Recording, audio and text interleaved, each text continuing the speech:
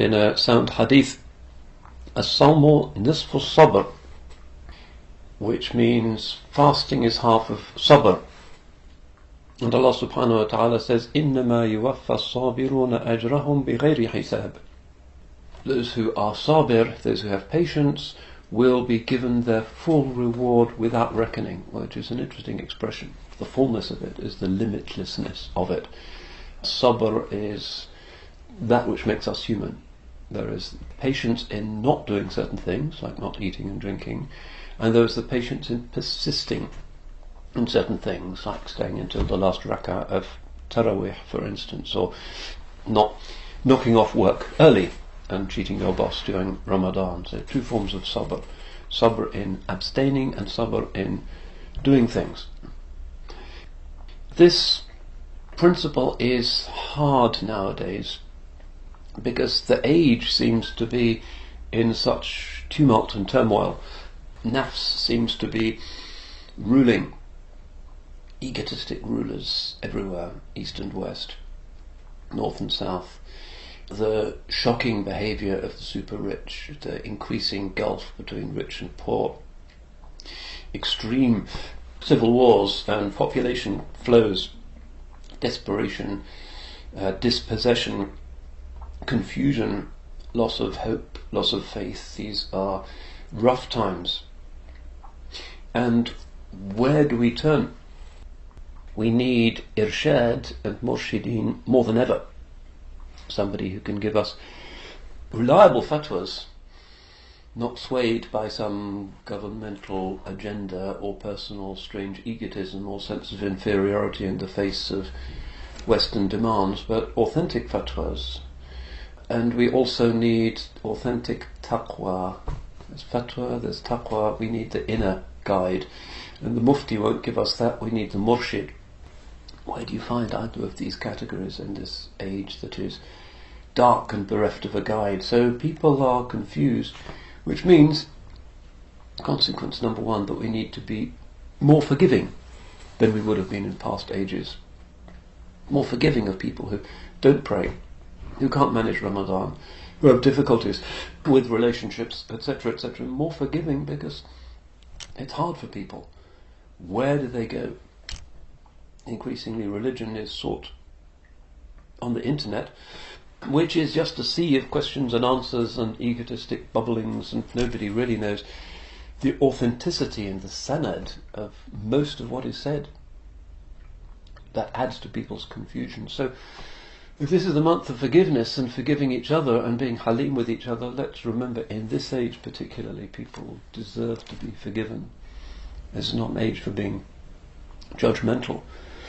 The Holy Prophet says, alayhi salatu wasalam, in the sound hadith to his Sahaba, إِنَّكُمْ فِي زَمَانٍ مَنْ تَرَكَ مِنْكُمْ عُشْرَ مَا أُمِرَ بِهِ هَلَكَ وَسَيَأْتِي عَلَى النَّاسِ زَمَانٌ مَنْ عَمِلَ بِعُشْرِ مَا أُمِرَ بِهِ نَجَى. Subhanallah. It says, literally, you are in an age when if somebody neglects a tenth of what he's been commanded to do, he will be destroyed.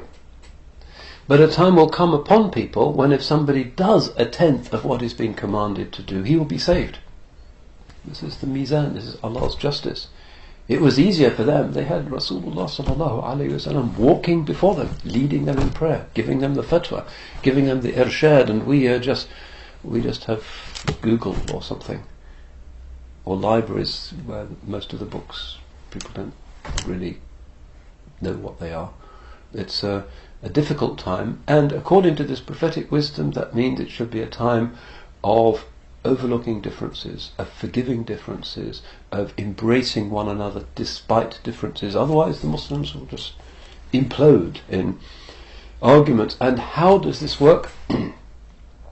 How do we find the courage within ourselves to forgive, to overlook, to find this taysir, to find excuses for people? Iltimasul udhr.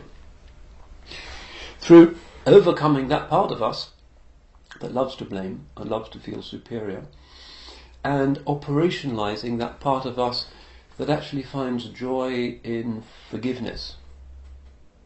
This is part of the paradox of the human condition, that you can do things don't seem to serve you, but can be amazingly pleasurable. Like looking after a homeless person, or giving a lot of sadaqah, or spending a long time in prayer, and you feel a kind of joy, يَجِدُ حَلَاوَتَهُ فِي قَلْبِهِ, whose sweetness you find in your heart. So this is part of the wisdom of the believer, that he looks for those pleasures. It's not as if religion is about abandoning pleasures and looking for really hard stuff, as if Allah simply wants us to stagger towards the gates of paradise carrying as much weight as we can. Some believers think this with their bayans. They just load us with more and more stuff, and it's as if we're kind of Egyptian slaves carrying huge blocks of stone. No, this is not Allah's intention. He wishes to give us life, ma yuhyikum.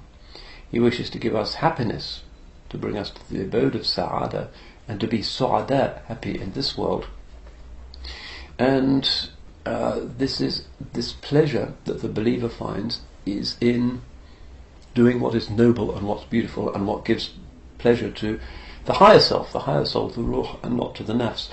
So it all depends on remembering Allah, dhikrullah, and overcoming the ego by whatever possible means we can.